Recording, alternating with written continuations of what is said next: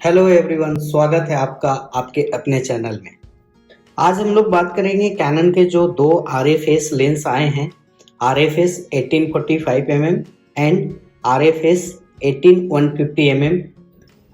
देखते हैं ये लेंस कैसा है और हमें किस किस मॉडल पे हमें इस लेंस को यूज करना चाहिए या फिर किन मॉडल में हमें इस लेंस को यूज करने से बचना चाहिए।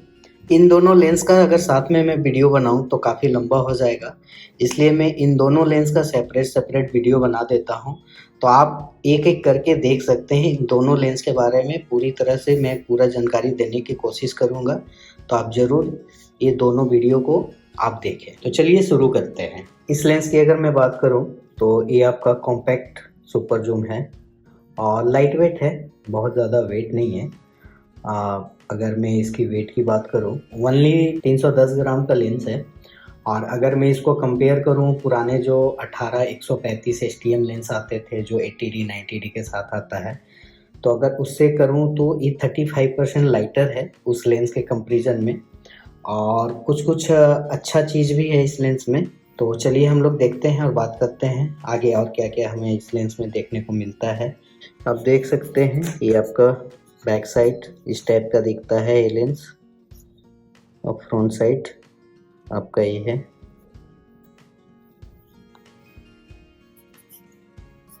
काफ़ी लाइट वेट है और स्मॉलेस्ट भी है, बहुत ज़्यादा ये है नहीं बड़ा। Canon lens RF 1855 mm। Minimum जो इसका अपेचर है 3.5 और वेरिएबल अपेचर का लेंस है। तो आप जैसे ही 150 mm लेंस जूम करते हैं तो आपका 6.3 हो जाता है। साथ ही ये लेंस इमेज स्टेबलाइजेशन के साथ है और ये STM मोटर के साथ आता है। और इसका जो फिल्टर साइज है वो 55 mm है और ये RFS लेंस है। साथ ही साथ ये 12 पिन के साथ आता है।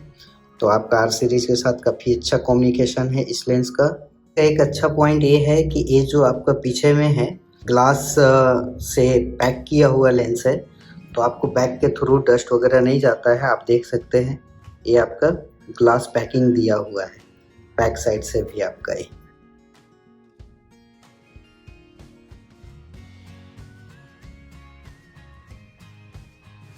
फोकल लेंथ की बात करूं तो ये आपका जो है 18 mm से लेके 150 mm तक का आता है। और अगर मैं इसको कंपेयर करूं फुल फ्रेम सेंसर के साथ, जो 35 mm के इक्विवेलेंट अगर देखूं, तो 18 mm जो आपका हो गया 29 mm हो जाता है। 150 mm फोकल लेंथ 240 mm मिलता है इक्विवेलेंट 35 mm फॉर्मेट। और वाइडर जो है आपका 18 mm को अगर मैं देखूं तो आपका 29 mm मिलता है।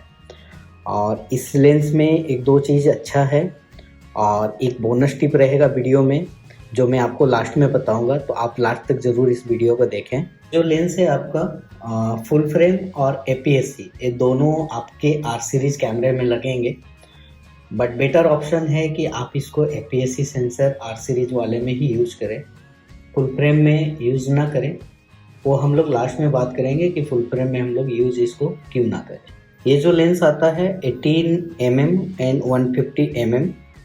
और अगर मैं इसको 35 mm के इक्विवेलेंट अगर बात करूं तो 29 mm से आपका 240 mm ये आपका हो जाता है।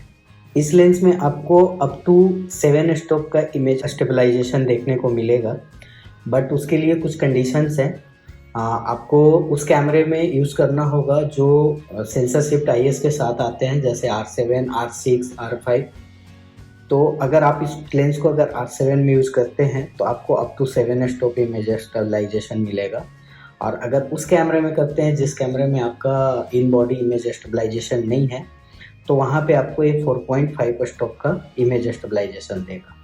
तो depending on your camera body कि आपका कैमरा बॉडी कैसा है, उसी के अकॉर्डिंग इसका इमेज स्टेबलाइजेशन है।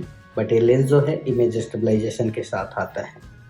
अगर इस लेंस को आप क्रॉप R सीरीज कैमरे में यूज करते हैं तो आपको अप टू 240 mm तक का फोकल लेंथ मिलता है जो कि equivalent 35 mm sensor format. Next अगर बात करूं तो इस लेंस में आपको जो है 0.44x मैग्निफिकेशन का आपको बेनिफिट मिल जाता है, और एक और भी है कि आप 0.59x मैग्निफिकेशन का आप बेनिफिट ले सकते हैं।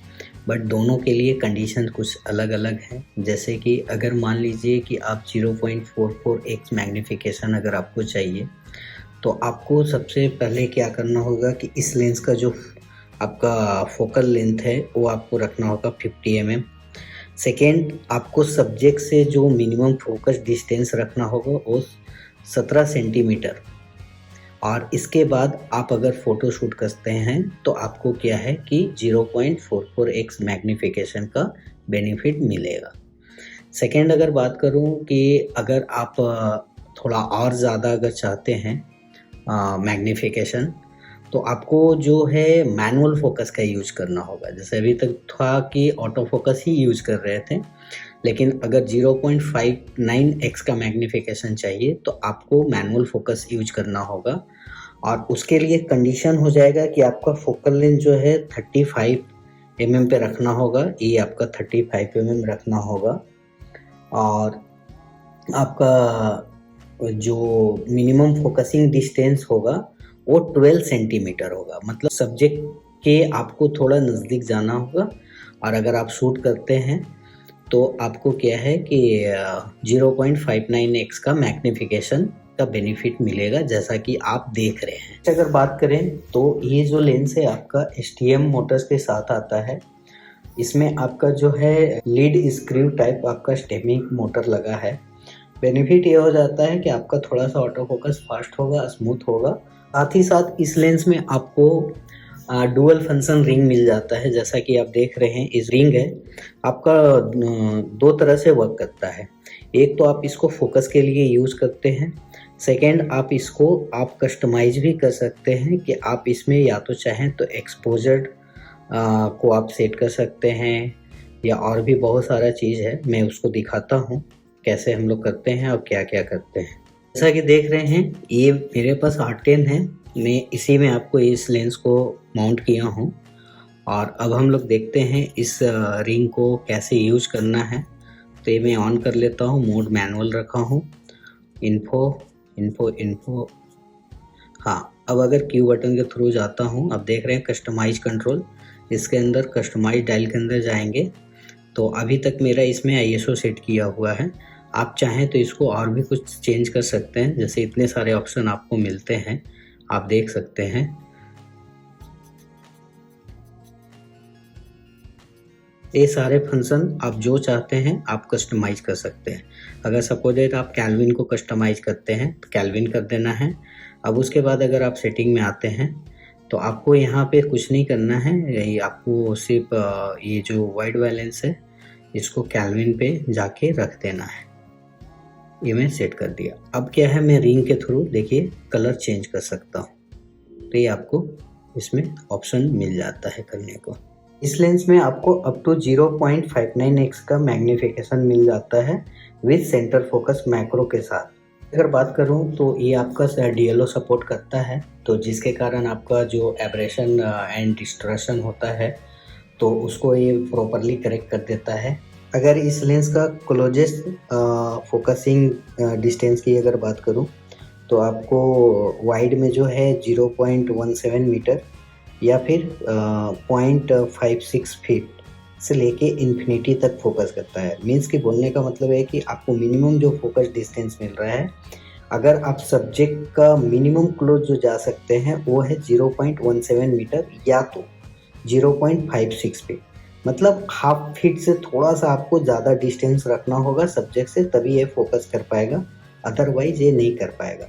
अगर आप इसको टैली में अगर आप यूज करते हैं, जैसे कि मान लीजिए मैं 150 mm पे यूज कर रहा हूँ, तो उसमें जो मिनिमम फोकस डिस्टेंस होगा वो 0.45 मीटर या फिर 1.48 फीट। मीन्स कि आपका 150 mm पे मिनिमम फोकस डिस्टेंस आपको रखना होगा अप्रोक्स 1.5 फीट के आसपास, तो ही जाके ये फोकस करेगा, अदरवाइज ये फोकस नहीं करेगा। नेक्स्ट बात करूं तो ये जो आपका लेंस आता है 13 ग्रुप और 17 एलिमेंट के साथ आता है। जो फिल्टर साइज आएगा आपका 55 आएगा। आप देखिए यहाँ पे आपको दिख रहा होगा। और लेंस कैप भी जो है वो 55 आता है।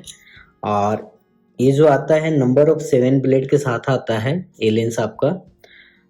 तो ब्लेड थोड़ा ज़्यादा रहता तो और ज़्यादा अच्छा होता, बट नंबर ऑफ ब्लेड 7 ही है, तो आपको बहुत अच्छा बुके देखने को नहीं मिलेगा इस लेंस के साथ।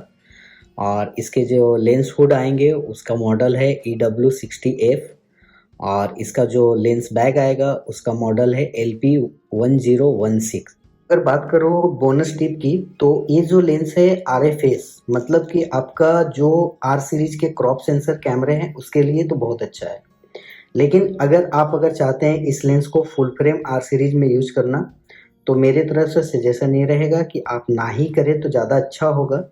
क्योंकि एक क्रॉप सेंसर का लेंस है, तो आपको ये क्या है कि एक तो आपको क्रॉप फैक्टर देखने को मिल जाता है, दूसरा क्या होगा कि आपका मेगापिक्सल भी 60% डिक्रीज हो जाएगा। तो सपोर्टेड मान लीजिए अगर आपके पास R सीरीज कैमरा है या फिर R6 है जो कि फुल फ्रेम है, अगर उसमें इस लेंस को डालेंगे तो एक तो आपको ये 18 वाइड देगा नहीं, 1.6 से आपको मल्टीप्लाई होके आपको क्रॉप फैक्टर दिखे देगा। हाँ, एक ये है कि आपको टेली थोड़ा ज़्यादा मिलेगा बट वाइड कम मिलेगा। दूसरा आपका इसका माइनस पॉइंट ये हो जाएगा, अगर आप उस कैमरे में यूज करते हैं तो मेगापिक्सल आपका 60% तक डिक्रीज हो जाएगा। तो इस चीज़ का खास आप ध्यान रखें, क्योंकि बहुत सारे आपको क्या होता है कि लोगों को पता नहीं है, प्रोडक्ट बाई कर लेते हैं, पैसा लग जाता है, उसके बाद यार ये तो डिक्रीज कर दे रहा है। क्वालिटी वाइज सही है, बट ये R7 में आप यूज करें, R10 में यूज करें, फुल फ्रेम कैमरे में आप यूज ना करें, वो ज़्यादा अच्छा है। मैं आपको भी दिखाता हूँ कि अगर इस लेंस को मैं फुल फ्रेम में यूज करता हूँ तो क्या होता है। जैसा कि आप देख रहे हैं ये मेरे पास R है और मैं इसमें आपको माउंट किया हूँ 18150 RFS। लेकिन अगर मैं इसकी बात करूं, आप देखिएगा, अगर मैं मेगापिक्सल की बात करूं तो ये मेरा 30 मेगापिक्सल का है कैमरा, बट ये हायर मेगापिक्सल इस लेंस के साथ मुझे जो दे रहा है वो 12 मेगापिक्सल दे रहा है। दूसरा है कि मुझे इसमें वाइड भी कम मिलेगा, क्योंकि 18 जो लिखा है वो मुझे 1.6 से क्रॉप होके 29 के आसपास मिलेगा। तो मेरा सजेशन ये रहेगा कि इससे अच्छा रहेगा कि आप 24105 STM लेंस आता है RF माउंट का, आप उसको यूज करें। इस लेंस को फुल फ्रेम बॉडी में यूज ना करें, ज़्यादा अच्छा रहेगा। अब हम लोग इस लेंस को R6 में डाल के देखते हैं उसमें मुझे कितना मेगापिक्सल देता है आउटपुट। तो आप देख रहे हैं ये है R6 और ये लेंस लगा हुआ है इसमें 18150। और अगर मैं इस लेंस को यूज करता हूँ तो मुझे जो इमेज का रेजुलेशन मिलता है 7.7 mm।